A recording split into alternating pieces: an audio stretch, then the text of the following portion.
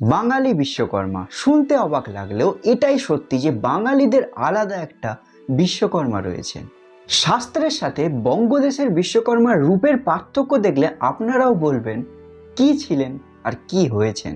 কারণ শাস্ত্র অনুসারে বিশ্বকর্মা হলেন বৃদ্ধ, কিন্তু আমাদের এই বঙ্গদেশে এসে তিনি যুবক হয়ে গিয়েছেন। তিনি শুধু যুবকই হননি, তার সাথে তার বাহনেরও পরিবর্তন ঘটেছে।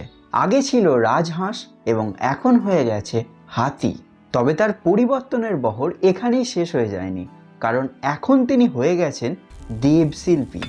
কিন্তু প্রাচীনকালে তিনি ছিলেন প্রথম সারির দেবতাদের মধ্যে একজন।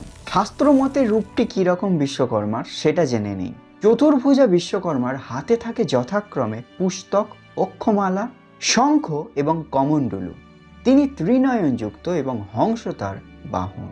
কিন্তু বর্তমানে আমাদের এই বাংলায় যেসব বিশ্বকর্মার মূর্তিগুলি দেখতে পাওয়া যায় তারও চারখানাই হাত, এবং তার হাতে থাকে হাতুড়ি, কাস্তে এবং বিভিন্ন যন্ত্রপাতি। আমাদের এই বঙ্গদেশে বিশ্বকর্মার এই রকম রূপের পরিবর্তনের পিছনে একটাই কারণ রয়েছে।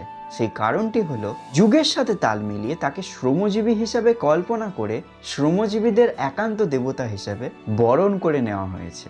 যাই হোক, আজকের এই ভিডিওটা কেমন লাগলো নিচে কমেন্টে অবশ্যই জানাবেন, আর ভিডিওটা ভালো লাগলে অবশ্যই লাইক করবেন।